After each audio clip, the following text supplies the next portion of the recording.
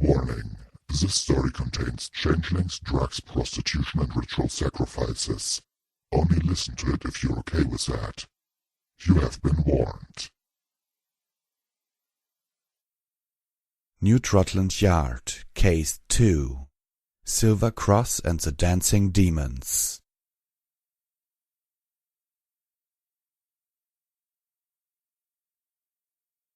The Pegasus mare was dancing around the pole, flapping her wings in the dim light to look even more arousing. Her black coat and silvery mane were highlighted by black light, causing her to glow faintly. She tossed her lingerie to the side one by one, causing the stallions in the audience to whistle and shout in near orgasmic glee. And as always, our dear Slippery will toss her slip into the crowd at the end of her show. The lucky stallion that catches it will have the golden opportunity to spend the night alone with her. So, who will it be? Which one of you will enjoy Slippery's special talent tonight? The announcer's voice came over several speakers that were placed under each table of the exclusive club. "Me, I will!" shouted several of the stallions, already rearing up to have the best chance to catch the big prize of the night. "Here it comes, dear gentle colts. Be ready for it," the Earth Pony announcer said, gesturing towards the stage on which the dark mare was already holding her slip on the tip of her wing. She smiled wickedly, tossing the silken piece of cloth into the crowd. A unicorn stallion jumped up onto one of the tables, catching it on his horn. The stallions around him started to protest loudly, but the chubby stallion just ignored them as he grinned widely. His amber eyes were fixed on the beautiful dark mare on the stage. In his opinion, this night could last forever. "Yeah, I've won!" he shouted, and Slippery waved him to her with a hoof. As if he was on autopilot, he jumped down from the table and walked over to the stage. Her sexy lavender eyes seemed to draw him in as he stepped onto the stage. "We have a lucky winner," the announcer shouted, stomping his hoofs in applause. Reluctantly, the rest of the crowd followed suit. "Now, dear winner, give her a kiss and then you two can go upstairs. Enjoy your prize," the Earth Pony added. "Yeah, but be careful with her. Be sure not to jump on the table again instead of her." "So, loser, at least I'm closer to her than you will ever be," the winner shouted back. He wanted to add something else, but then a wing turned his head towards the beautiful mare again.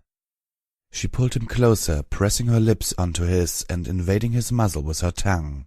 It was a sensation that he hadn't expected at all. In all his years, he had never had a kiss like this before.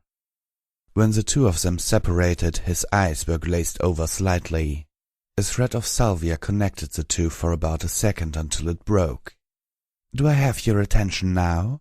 she asked him alluringly as she turned around and swished her tail under his nose. At that moment, nothing could have stopped his chubby form from following her through the curtain of the stage.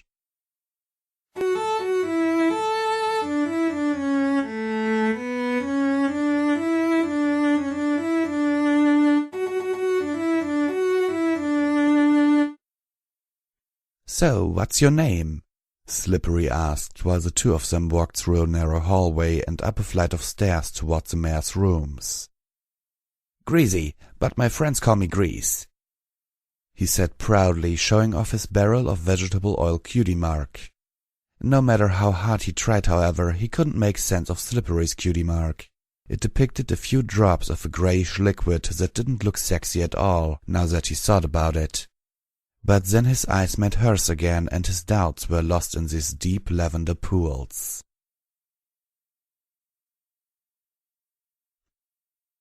They finally reached her room, and Greasy was more than impressed. It was big, with a mirror on the ceiling above the circular bed. It was a dream come true for him, and he wanted to get at it right away, but had no chance to do so. His prize asked him to take a shower before they got started, and even though he was disappointed a bit, he obliged.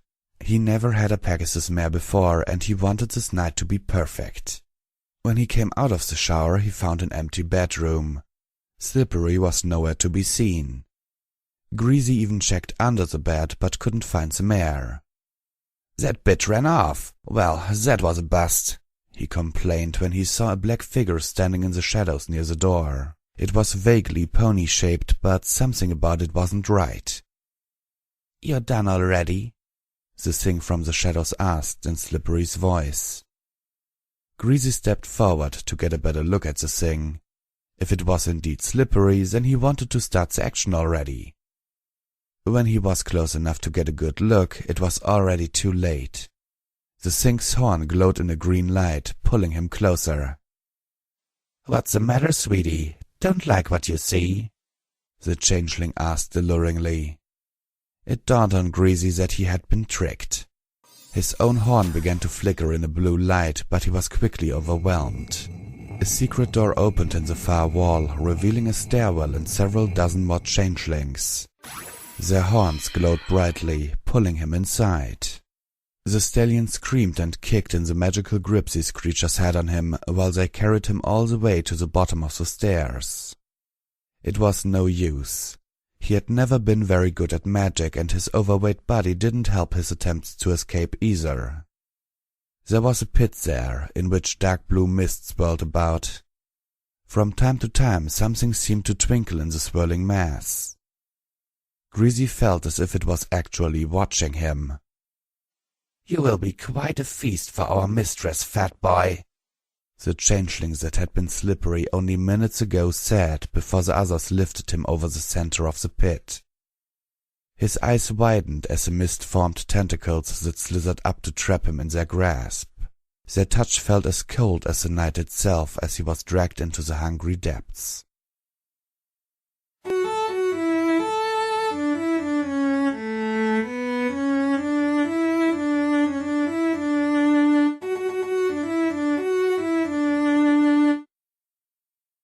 The pale blue unicorn mare slowly retreated from the entrance to the secret staircase. She had seen enough to satisfy her superior's curiosity. Inspector Frostmane had wanted to interfere, but for some reason her magic had failed her. Her horn had only glowed briefly before it had went out again. She suspected some kind of magical block around this part of the building, as she turned around to leave as fast as she could. Something collided with her as she did so, and she was muzzle to muzzle with the announcer. The stallion didn't give her any chance to bring her rusty close combat training to bear as he transformed back to his changeling form. She didn't even get to scream as his horn shot a spell at her and her world went dark.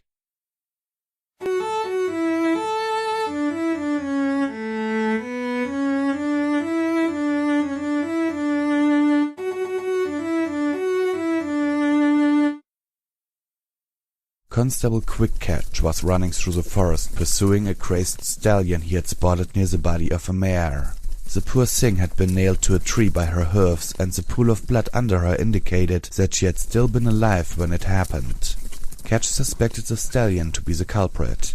"I won! I won!" the crazed unicorn shouted as he stumbled over a root and fell flat on his face. Catch was on him in a flash, trying to subdue the stallion so he could bind him. That, however, proved to be a difficult task, since the crazed one didn't exactly hold still. "Hold still, you featherbrain! You're under arrest for murder!" the constable shouted in the stallion's face to no avail. As he noticed that all his efforts were in vain, he grabbed his baton and his own magic and knocked his opponent out cold.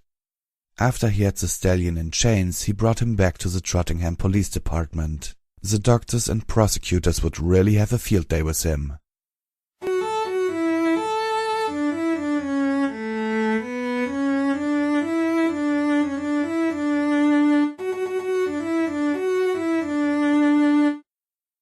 A few hours later, Cat cursed his rotten luck. There were 5 more stallions that were in the same condition as the one he had caught in the local hospital. No insane asylum had reported any of their inmates missing. The worst thing, however, was that they had identified the dead mare. Inspector Frostmane from the new Trottland yard. As the officer who had found the body, he would have to call the mare's superior, and he did not look forward to that in the slightest.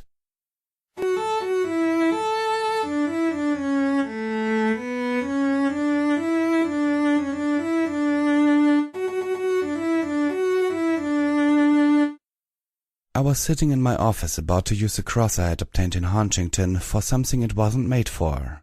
Moaning in anticipation, I pressed the silver cross against the small hole, squealing in delight as I took in the smell of the sticky juices that began to come forth. It was almost done. Then my door slammed open and the shock made me press down on the cross too hard. Juice splattered everywhere as the cross's amplifying magic activated and the can of peaches I had tried to pry open the rest of the way got crushed. It took me a moment to free my face from the sticky juice with the handkerchief. When I was able to open my eyes again, I was almost muzzle to muzzle with my boss, who was leaning over my desk to get a better glaring position. Some of the sweet sticky juice was drying on his face, and I could tell that he was not happy about that. With a sheepish grin, I hoofed over my handkerchief. He didn't take it. I won't even ask what this is all about, since I doubt any pony except an Earth pony could make sense of what you were doing. Now get your sorry plot cleaned up and get upstairs to the briefing room. I got another job for you. He growled at me after about a minute of intense glaring. I nodded my agreement and made my way to the little filly's room. He would most likely do something similar.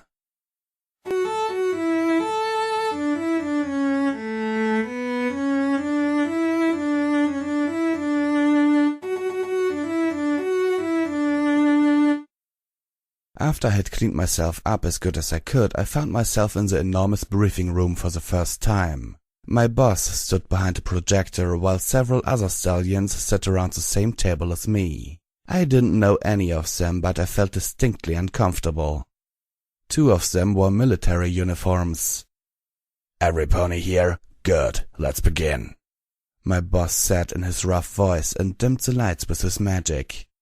At the same time the projector came to life and my boss started to narrate each picture that appeared on the far wall.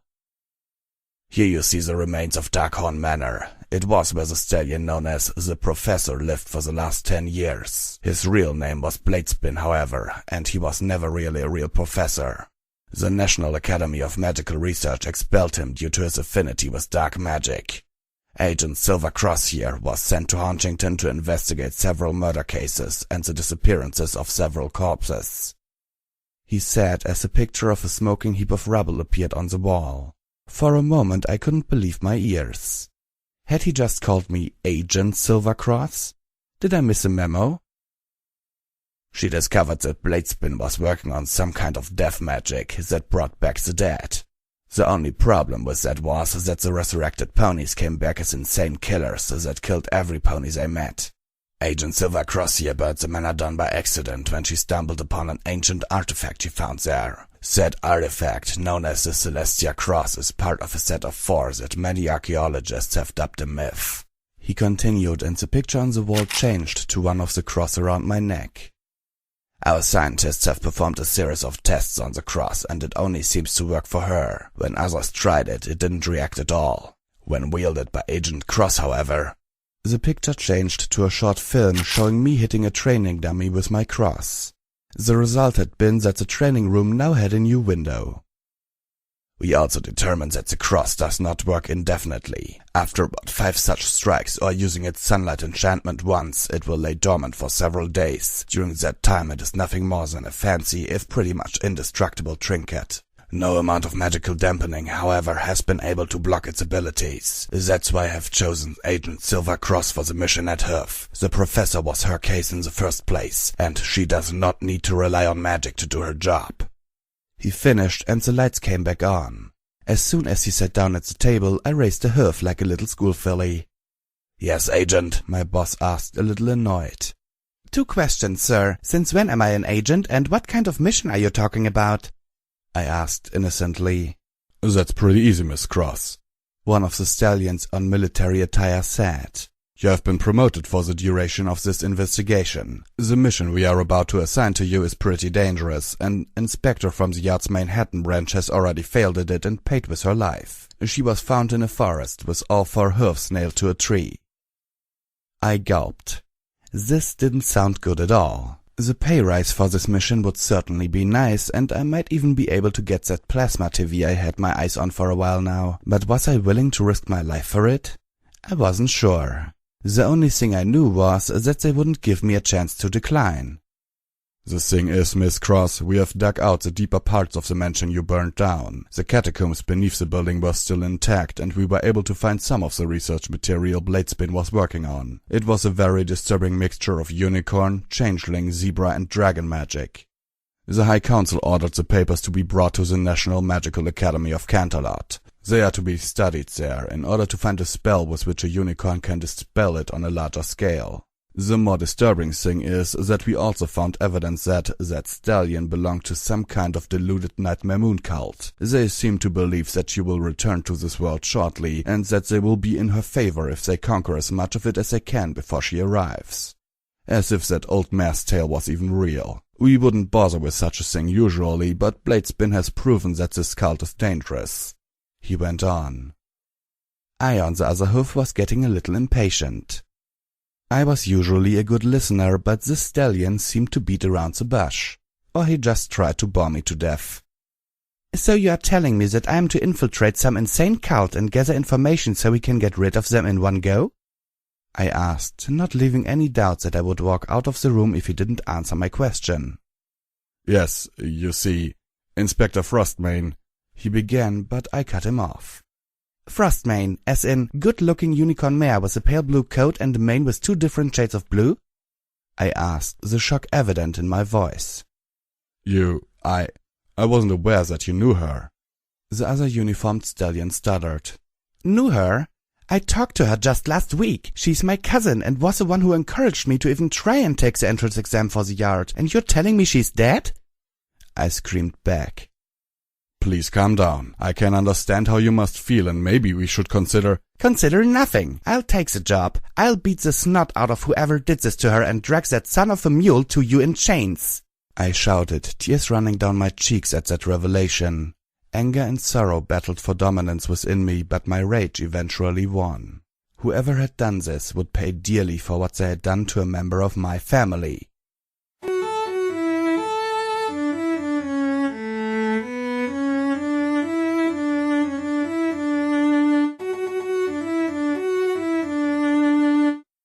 An hour later I had been filled in on my mission.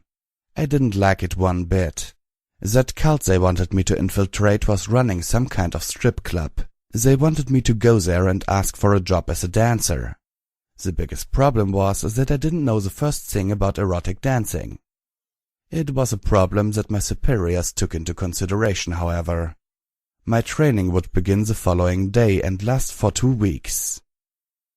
During that time I was forbidden to speak to any pony about my upcoming task. The only thing that irked me about it was that there was a catch in working in that club.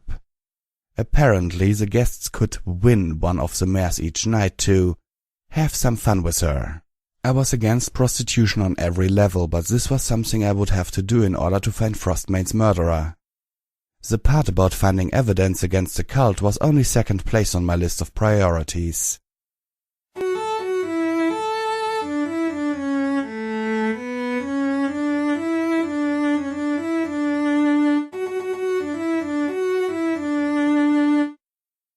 I sat in my favorite cafe after work, drinking a cup of dandelion tea and enjoying a donut with extra sprinkles. It might be the last time I would be able to do something like that, so I decided to enjoy it when I saw a glimpse of green out of the corner of my eye. When I turned my gaze towards the seat on the other side of the table, a familiar green Pegasus mare looked back at me. Her amber eyes were fixed on my blue ones, and we just stared at each other for a long moment. It was her that finally broke the silence. "You must be careful, Son of Light. The chances are against your survival this time," she said in her deep yet feminine voice. This finally snapped me out of it. "Who are you, and are you blind? I am a mare," I tried to clarify, but she just shook her head. "Destiny does not care for gender. You have found yours, I see," the mare stated, pointing towards the cross hanging on my neck. Before I could ask what she meant, she raised one of her wings, revealing a leather strap that was attached to the underside of it. On it dangled a silver cross. If I hadn't been sure that it wasn't mine, I would have assumed that she had stolen it from me. On closer inspection, there was one big difference, however. Instead of the sun symbol that was etched into the tip of my cross, there was a heart on the left arm of her cross. As quickly as she had raised her wing, she folded it back to her side again. So the 4 crosses were real? I had my suspicions once I had heard that mine was supposed to be one of that set, but I would have never imagined that the other 3 existed as well. At least one other existed, of that I was sure now. According to the legends around them, they contained the powers of the 3 legendary alicorns and their prophet. Many thought of them as deities, but I had always just seen them as nothing more than myths. But if the crosses were real, then could they have been real too? I remembered the voice that had awoken me shortly before Pain Train had tried to rape me. Did it belong to one of them? And if so, then what happened to them? The Book of Alicorns said that they left this world since they could not stand the evil in it. But was that the truth? I had been lost in my thoughts, and once I looked up again, the green mare was gone once more.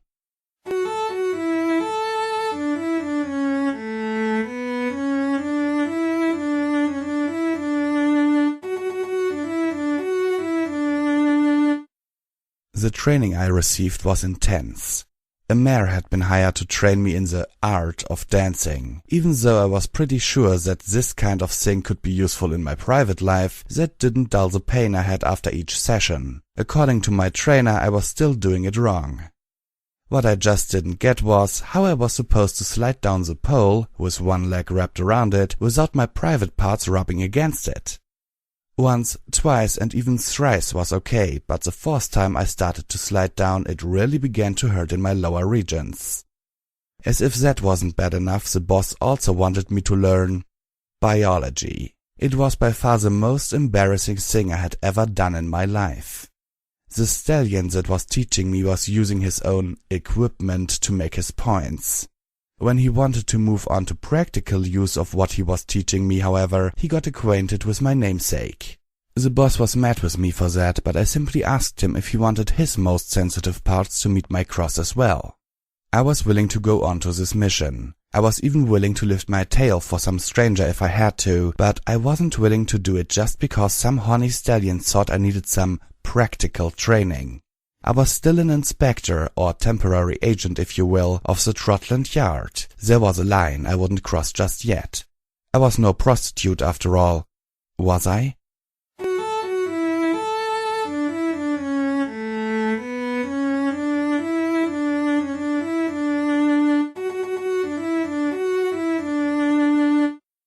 The end of the 2nd week came faster than I had thought and slower than I would have wished. I had also been told that, because of my actions during that week, my pay for this and the following months would be confiscated to pay for the damage I had caused. My boss would have sent me off, I was sure, but he was too busy lying in his hospital bed next to my 2 trainers. Why I had done that was simple. The 2 trainers had proposed a threesome as my final exam. I almost agreed to it too, but then I spotted the camera behind one of the mirrors of the room. Turns out my boss had a bet going on with the 2 if I would go for the physical part of the training. I ended up beating the shit out of all 3 of them before the security personnel could stop me. At first he wanted to fire me for that, but he couldn't very well do that since I told him that he had misused his authority over me to get a laugh and maybe even something else out of it. The old guy had gone silent at that, and we later agreed never to speak of it again. Besides, the skills I had obtained in these 2 weeks could be useful during my mission and later my private life. If I survived this.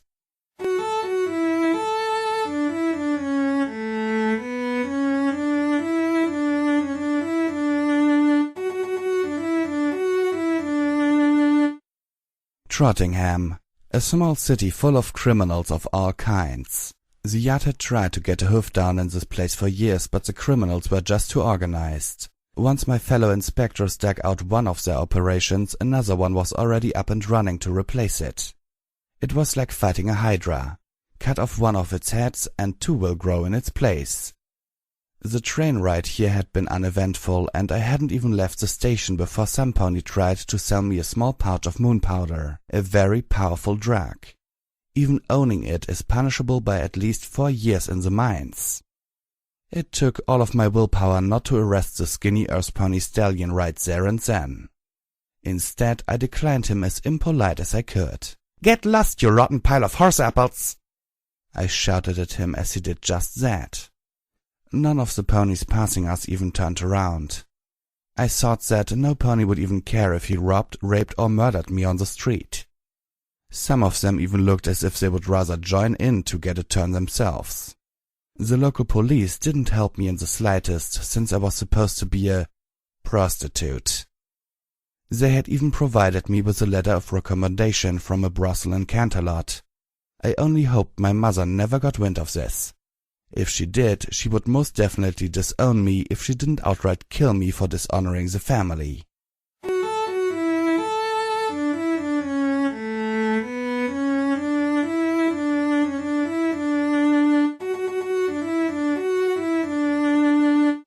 It took me a while to find the lusty liquor among all the other establishments. It was one of many, but its front certainly stood out. The neon signs on the other ones showed mares in compromising positions, while the one on the lusty liquor outright depicted a mare's genitals that were licked by a neon tongue. "Hey, sweetie, want some action?" The stallion at the door, a grey Pegasus, asked me with a grin on his face. I had to hold back a gag as I smelled his breath and did my best to smile alluringly. "Maybe later, big boy. Right now I just want to know if there's work for me here," I replied, fluttering my eyelashes a bit.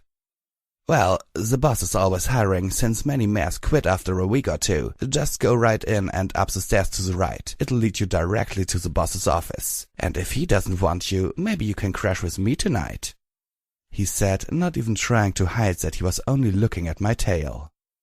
This whole act was so disgusting that I wanted to vomit. This stallion was so slimy and filthy that I usually wouldn't have talked to him even if some pony paid me for it. The only thing that kept me going was a sort of frost mane. Poor Frosty. "Maybe, big boy," I cooed as I passed him and swished my tail under his nose. He shuddered and dropped down to his haunches. It looked like my training in all things sexual was paying off. I only feared that I wouldn't be able to be with some pony after this for some time without being reminded of this place.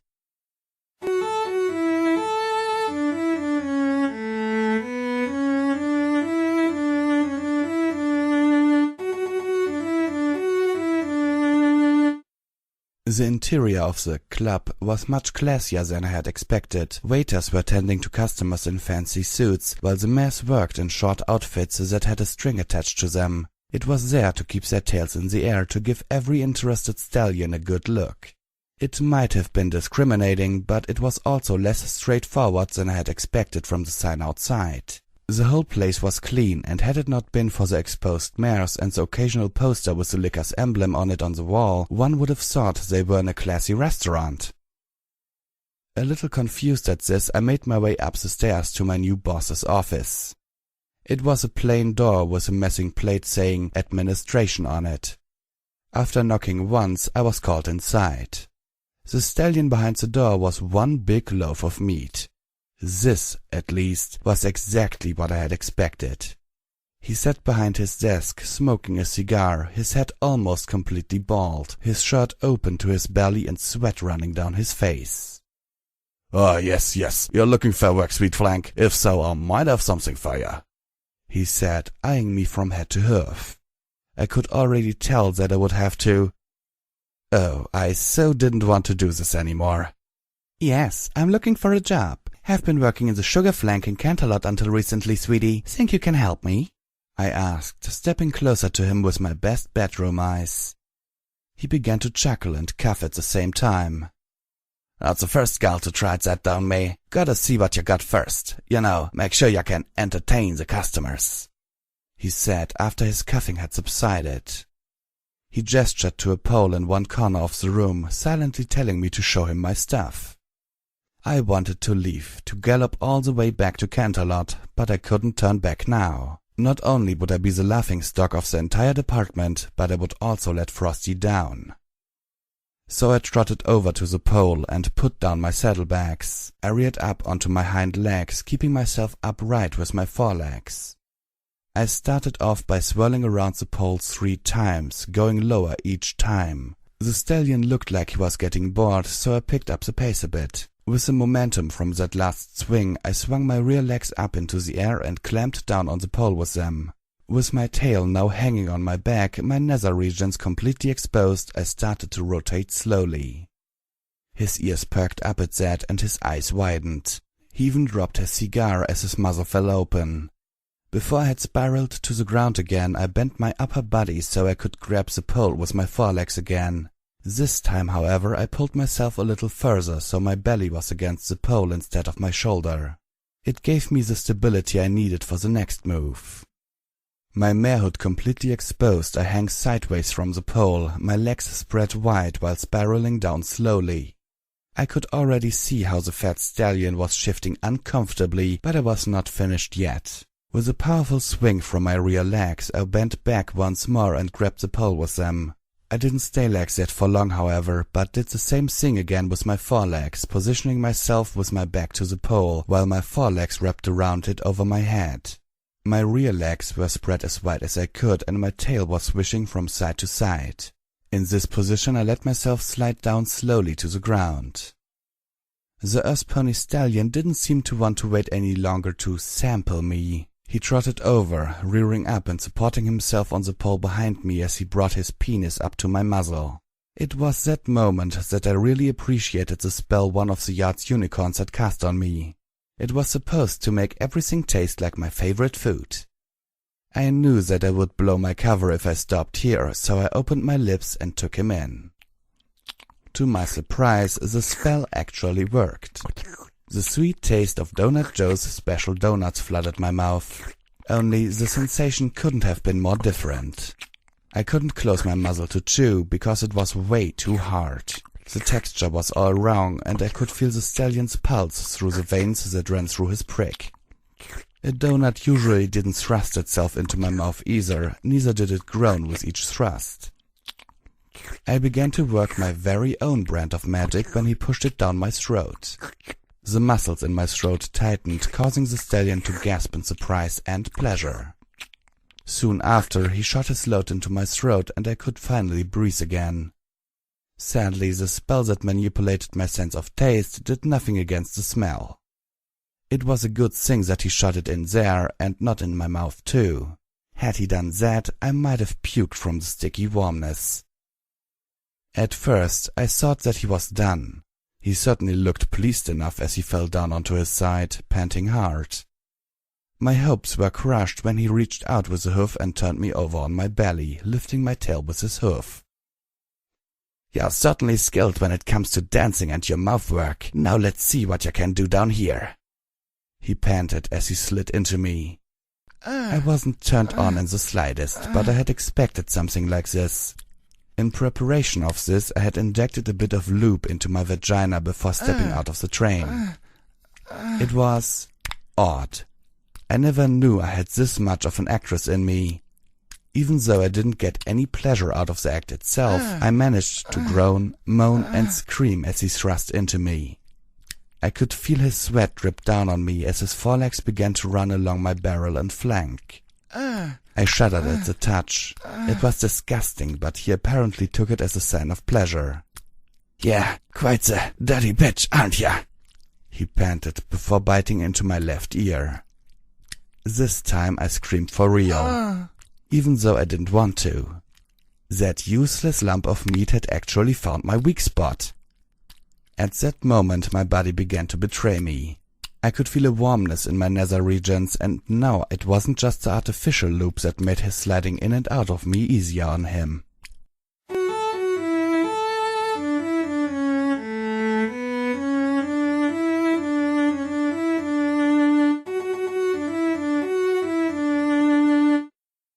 I screamed once again as he shot the 8th load inside of me. It was hard to believe, but after some time I had actually gotten into it.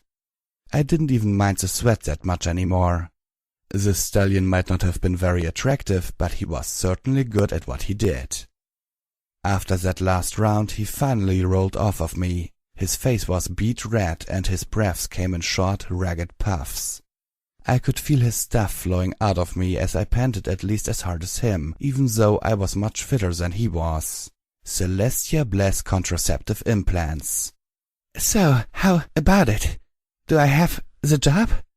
I asked while my heart raced 1,000,000 miles a minute. If I hadn't been here for an investigation, I wouldn't have minded a 9th round. He chuckled and flopped down on his belly, unable to stand on his wobbly legs. All business. I can't really turn down some ponies that talented. I tell you what, I pay you 800 bits a week. 1,000 if I can have a turn at you when I want. He offered, and my eyes went wide. 1,000 bits a week? That's how much I earned at the yacht in a month. I was certainly tempted to switch jobs right there and then. Had it not been for Frostmane, I might even have done it. This was actually fun. I didn't know how it would be to do it with a customer, but this stallion was quite good. I nodded my agreement to this, and we closed the deal with a 9th round. This time I rode him.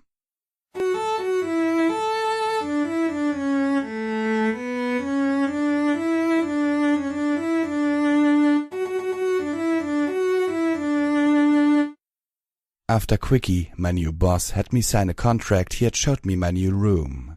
It wasn't anything special, but it was nice nonetheless. I had a private bathroom with both a separate shower and a bathtub. The bed was freshly made and big enough for 2 ponies to sleep in. The red silken sheets felt pretty nice when I rubbed them against my muzzle, but I didn't want to soil them with my body right now. Quickie had informed me that I wouldn't start working until the next day and that I should rest for the rest of the evening. He didn't have to say that twice. I felt a little disgusted with myself that I'd actually gotten off from what the boss did to me, but I shoved that thought aside. I went through 2 weeks of intense training. There was no harm in actually taking pleasure in my mission, right? Especially when it made the boss of this establishment trust in me. After taking a long shower, in which I made sure to clean my lower body from any dripping semen and washing myself out as best as I could, I fell down on my bed. It was pure bliss. The sheets smelled pretty nice, and they were softer than anything I had ever laid in. Maybe it was something special after all?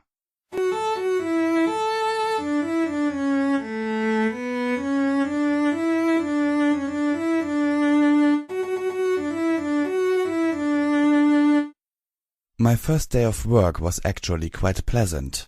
Quickie had put me into a prance maid outfit and put me in front of the lusty liquor. I was to attract potential customers. It was so much fun to flirt with some of the stallions that I actually forgot to look for evidence. I wouldn't have believed it, but my trainer's advice was actually worth something. Be it a colt that was barely old enough to be considered a stallion, or some pony old enough to be my grandfather, they were all like butter in my hooves. Even a few mares fell victim to my charm. The stallion at the door, loudspeaker, was amazed at what I did. After about 4 hours, Quickie approached me and put a hoof on my shoulder. Good job, preacher. You can go inside now and mingle with the other mares, or with the customers if you want. Haven't had the liquor this full in years, he said with a sly grin on his face. I noticed that he had his eyes on my tail once more. I didn't like my undercover name too much, since it clashed with the rest of my fake persona, but it was the only thing Gruff Voice was able to come up with that fitted my cutie mark. My eyes are up here, Buster, or do you already want to go another 9 rounds? I joked, catching Loudspeaker's shocked look out of the corner of my eye. Quickie just chuckled at my remark. Nah, if I did that, you'd have to call an ambulance for me. Ain't as young as I used to be after all, he mused, giving my flank a playful tap when we both went back inside. He hadn't joked about how full it was in here. I couldn't even turn around without bumping into several other ponies. Had I done this? Cold terror overcame me when I realized that I had just brought in several dozen ponies who could very well be the next victim of whatever was going on here. I decided to mingle with the customers for a while, mostly to try and memorize as many of them as I could. If any of them won the lottery this evening and turned up crazy the next day, I would know which girl I would have to investigate. It may not have been the best strategy, but it was the only idea I had at that moment. I couldn't very well follow them up to their rooms. I scanned the room and spotted some pony I had not expected here. There, in a dark corner of the bar, sat a familiar green Pegasus mare with an orange mane. I made my way towards her, ignoring several stallions that tried to call me to their tables. As soon as I reached her, she looked up at me and smiled, gesturing for me to sit down next to her. It was the first time I was this close to her. Up until now there had always been a few hoofs between us. Now I could smell her scent, that was so subtle that one could miss it if one was a few hoofs away from her. She smelled sweet and a little dangerous. Yet I couldn't detect any hostility from her. "You have a good eye, brother," she said, leaning in closer. Her eyes were fixed on mine as usual, and I just couldn't seem to avert my gaze from her. "I told you before, I'm a mare," I replied weakly. "And I told you before that Destiny does not care for gender," she whispered into my ear while a mare named Chocolate Donut danced on the stage. I only registered it on the very edge of my consciousness that Quickie had told me that she was a prize for tonight. Who are you? Why, what? I wanted to ask, when her lips sealed my mouth in a passionate kiss. I could feel my eyes grow heavy, and I gave in to her tongue that tried to invade my muzzle. Our tongues danced a passionate dance for a few moments, and I felt safe in her presence. All the worry about my mission, the sorrow of Frostmane's death, statistics of how often contraceptive implants failed, all of that faded from my mind.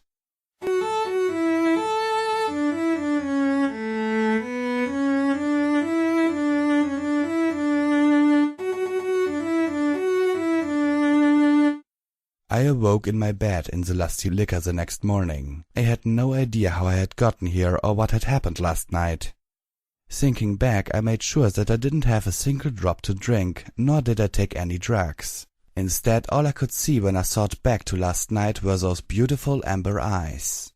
The dampness between my flanks indicated that I had sex last night, and the fact that even the sheets were a complete mess made it good sex. It frustrated me even more that I didn't remember a single thing.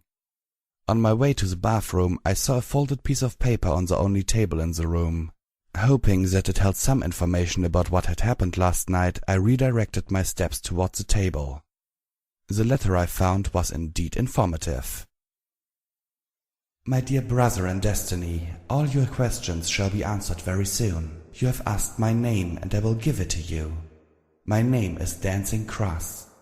You also wanted to know why I was in that lowly bar last night. The answer is that I was there to protect you.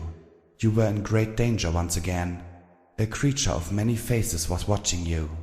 It already knows that you are onto it, and it seeks your demise. In order to protect you, I spent the night with you. I must say that I wouldn't have expected you to be this skilled in the art of love, since that is my virtue, not yours. Let me give you a piece of advice for your further investigation. You should look for ponies that are missing something essential, something that would be needed to work in a place such as this. In love and loyalty, your sister in destiny, Dancing Cross." I wasn't quite awake yet, so I didn't get the hint on the first read. After I got the message that was written between the lines, I blushed hard. I had spent the night with a mare? Oh dear Celestia! It was worrisome, since up to that day I had thought I wasn't into mares. Still, it was strange that I didn't remember a single thing about it. I would have to ask her about this the next time we met. The more serious implication of the letter was that there were changelings involved in whatever was going on here. And ponies that miss something that I would expect of a pony working here? Oh, I got it. Changelings had no genitalia. I blushed once again at that thought. It meant that I would have to check each and every employee in this place, looking under their tails. Great. Now I didn't only have to be a playmare, but also be a peeping Tom. I just hoped Dancing's hint was accurate. I would feel pretty silly otherwise.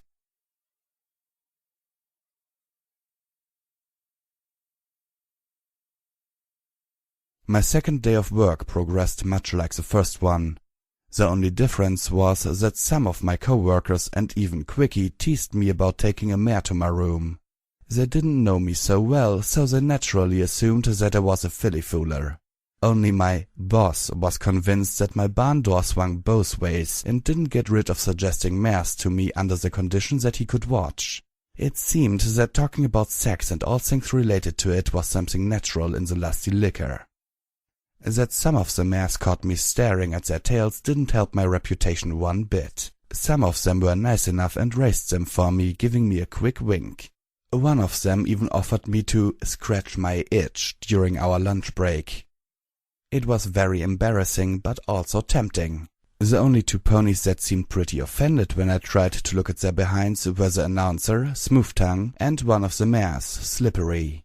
I soon learned that each mare had a stage name and that this wasn't her real name. No pony seemed to know what her real name was, however. I more and more came to the conclusion that the cult I was after didn't actually run this place. They were just using it for their means somehow without Quickie knowing about it. I remembered his teasing from earlier and approached him with my best bedroom eyes. "Say, Quickie, what can you tell me about Slippery? What do I have to do to get under her tail?" I asked him casually. "Slippery? You want that mare? Well, not much I can tell you about her. She and that announcer guy just showed up here one day. She's the only one who didn't pass the usual test, though. Took her on probation, cause her back friend promised they'd had an idea to lure in more customers. They sure did that lottery idea of them. And I think I have that disappoint ya. She only ever bets with the ones that win her in the lottery. Some kind of freaky fetish she has apparently. Nothing too uncommon here. Many of the mares have similar fetishes." He leaned in closer to me, whispering his next words into my ear. "You know, I wanted to put you up as the prize tonight, but I wouldn't want to get into trouble. Inspector Silvercross." My eyes widened at that. How the hay had I blown my cover? My surprised look brought a smile on his face, and he continued whispering. "Oh, don't act so surprised. I might run a brothel and I might not be the brightest bulb, but even I read the paper. You're the heroine of Huntington. I couldn't exactly pass up on the opportunity to buck a celebrity now, could I? You could have just asked me, you know. I might have one skeleton or two in my basement myself, but I've always been known to work with the authorities. Don't like foul eggs in my omelette, if you know what I mean. So, if that mare has dirt under her tail, you have my full support." I didn't regret having sex with him, but I did regret deceiving him. I started to really like that stallion. Since I didn't really want to blow my cover any further, I agreed to be the prize of the night, much to Quickie's surprise. I did my show, ignoring the crowd for the most part. Quickie had outfitted me with only a single piece of clothing, and it didn't even deserve the right to be called that. It was just a red veil that covered most of my muzzle. A young unicorn stallion ended up catching it when I tossed it into the crowd at the end of my show. He was nice enough and no trouble at all. It could very well be that I popped a cherry that night, since he fell asleep before the horizontal show had even fully started. I had loudspeaker escort him outside after letting him sleep for an hour in my bed. Quickie was considerate enough to let one of the maids change my sheets afterwards.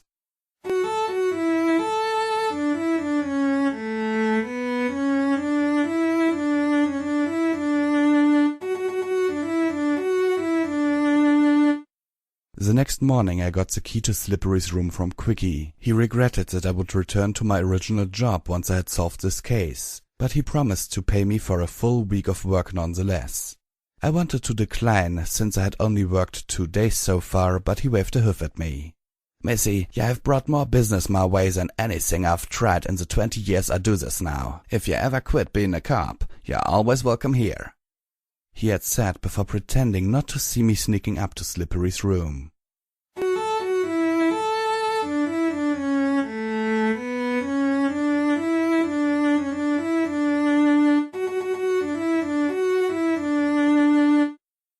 I gaped at the beauty of the room I had just unlocked. I had thought that the room I was given was nothing special until I had tried the bed, but this was just overdoing it. I was still staring at the expensive furniture when a silky voice came from behind me. I froze. I knew that voice. "Finally showing your true colors now, little rat," the changeling behind me mused, narrowing its eyes as its horn glowed. My cross started to warm up a little as the far wall of the room slid upwards. Behind it I could see dozens upon dozens of changelings. I was so screwed. Even my cross wouldn't be able to get me out of here. I could only fire that sunlight beam once every few days, and even its amplifying magic only worked for 5 hits until it ran out of juice. Not knowing any other way, I grabbed the only straw I could think of. "You're under arrest!" I shouted at them as I moved slowly backwards towards the bed. They began to laugh loudly at that. Figures that this last straw would be a dud. The fight began non-ceremoniously.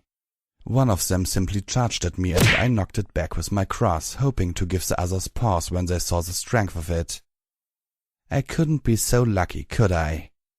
The rest of them swamped me. Several of them received cross-enhanced hits to the face, throwing them back into the crowd and knocking some more of them over.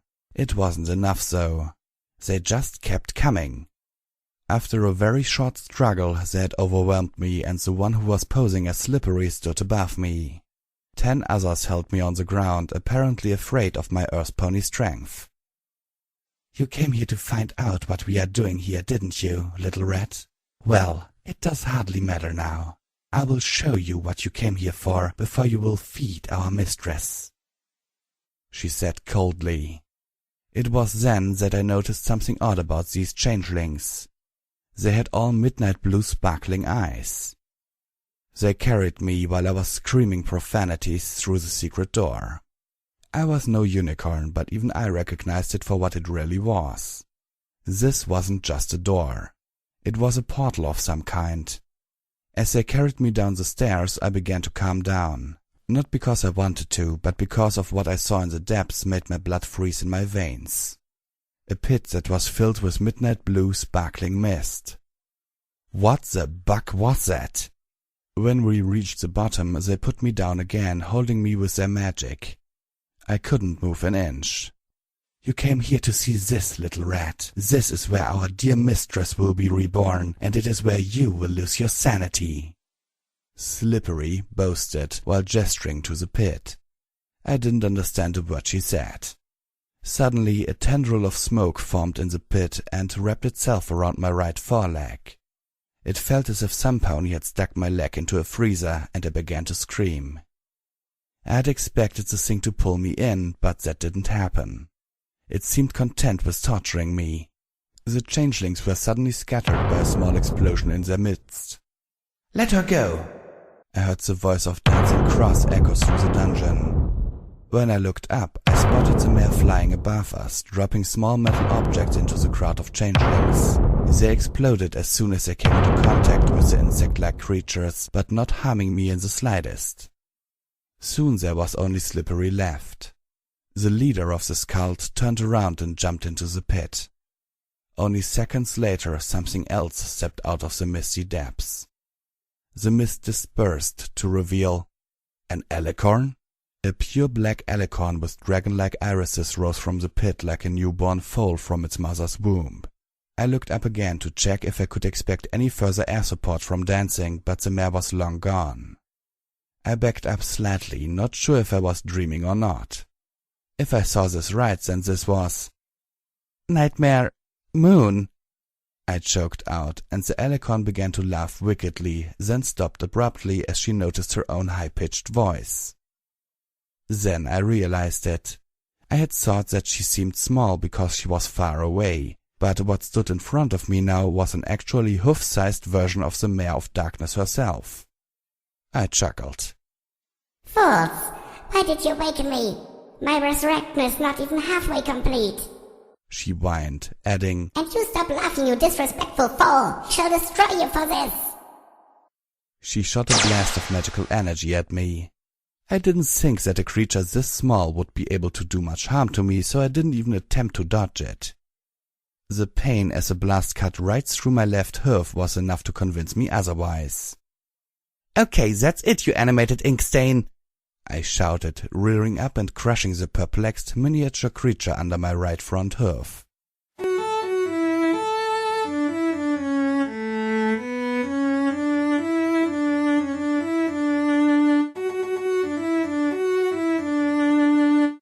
When I had finally limped my way back up the stairs and found the actual door to this place, I found myself in quite a bind. I wasn't in Trottingham anymore. Instead, I found myself in a ruined underground city on the outskirts of zebra territory. Oh great, the boss is so going to kill me when I send him the bill for my traveling expenses, I mumbled, making my way towards the nearest settlement. Even by chariot, it would take at least a week to get back to Canterlot.